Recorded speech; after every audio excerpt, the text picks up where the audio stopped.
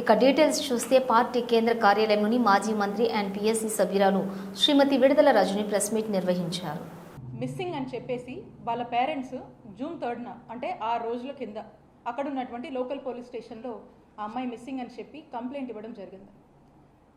ఆ కంప్లైంట్ ఇచ్చిన దగ్గర నుంచి చూస్తుంటే 6 డేస్ అంటే ఈ రోజున పోలీసులు ప్రిలిమినరీగా మనకేం చెప్తున్నారంటే ఇప్పుడు తన పైన బీర్ సీసాలతో కొట్టేసి గాయాలతో తను చనిపోయింది అని చెప్పి ప్రిలిమినరీగా తెలుస్తుందని చెప్పి ఈ రోజున తను చనిపోయింది అని చెప్పి ఈరోజు ప్రకటించినటువంటి విషయం ఈరోజు రాష్ట్రంలో మనం అందరం చూస్తున్నాం.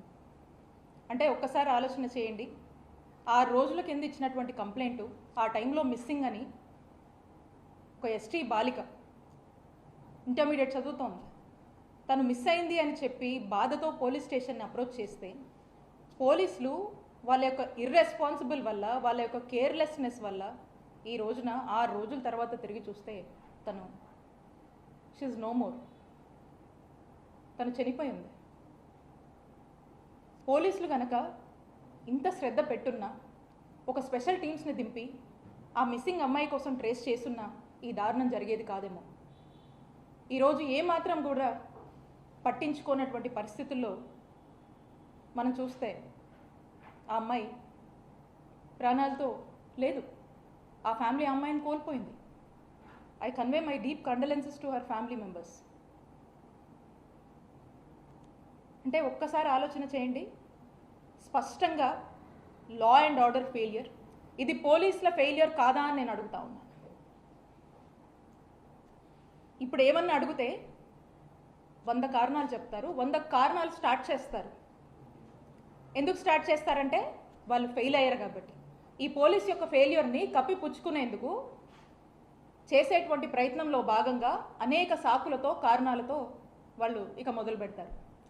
ఇదొక్కటే కాదు, రాష్ట్రంలో ప్రతిరోజు ఈ ఏడాదిగా ఎక్కడో అక్కడ ఏదో ఒక సంఘటన ఇలాంటివి ఏదో ఒక ఇన్సిడెంట్ జరుగుతూనే ఉన్నాయి. ఈ ఏటి మీద కూడా ఈ యొక్క కూటమి ప్రభుత్వానికి ఏటి మీద కూడా ఇంట్రెస్ట్ లేదు. వేటిని పట్టించుకుందామని కానీ అదుపు తప్పిన లా అండ్ ఆర్డర్ విషయంలో ఈరోజు పోలీస్ స్టేషన్లకు వెళ్తే ఏంటి పరిస్థితి?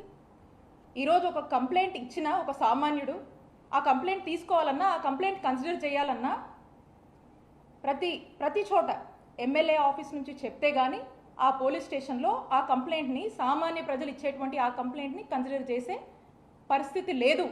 ఈ కూటమి ప్రభుత్వం ఏర్పడ్డాక సామాన్యుడికి స్వేచ్ఛ లేదు ఈ రాష్ట్రంలో అని స్పష్టమవుతా ఉంది. ఇలాంటి పరిస్థితుల్లో ఎవరికి కూడా న్యాయం జరగట్లేదు.